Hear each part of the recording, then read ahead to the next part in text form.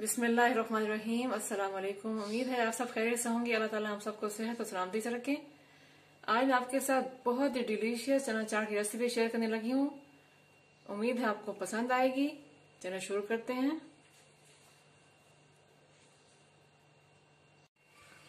चना चाट बनाने के लिए पहले हमें चटनी बनानी होगी।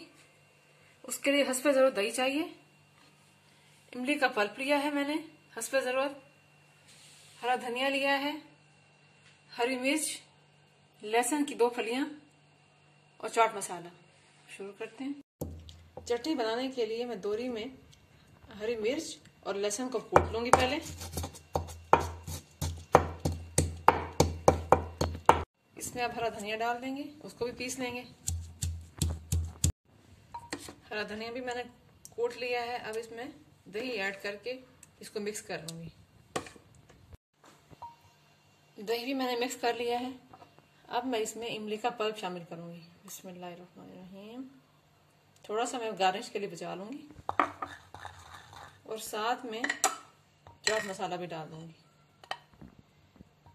बहुत ही मजेदार चटनी बनेगी। इंशाल्लाह आपको पसंद आएगी ये रेसिपी। चटनी रेडी है। अब हम चना चाट बनाते हैं।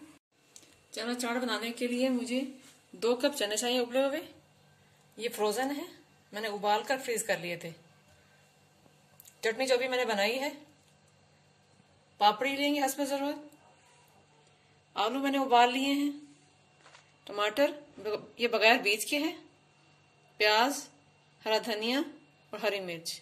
अब शुरू करते हैं। चनों में मैं आलू ऐड करूंगी पहले। इसमें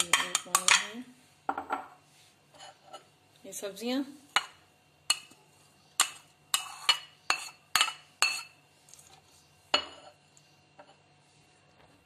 और ये आधी चटनी भी डालूंगी, आधी ऊपर से।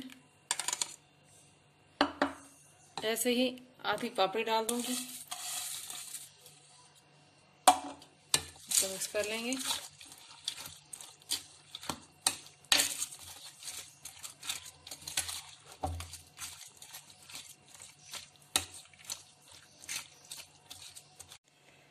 चना चाट में मैंने नमक ऐड नहीं किया।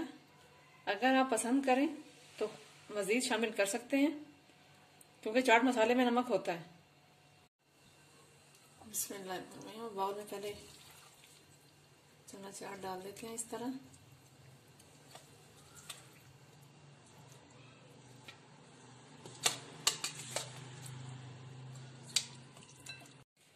दही के साथ चना चाट बिल्कुल रेडी है।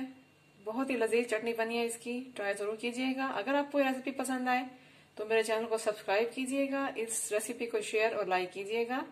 मिलते हैं अगली रेसिपी के साथ। अपना बहुत सारा ख्याल रखिएगा। फी अमानिल्लाह।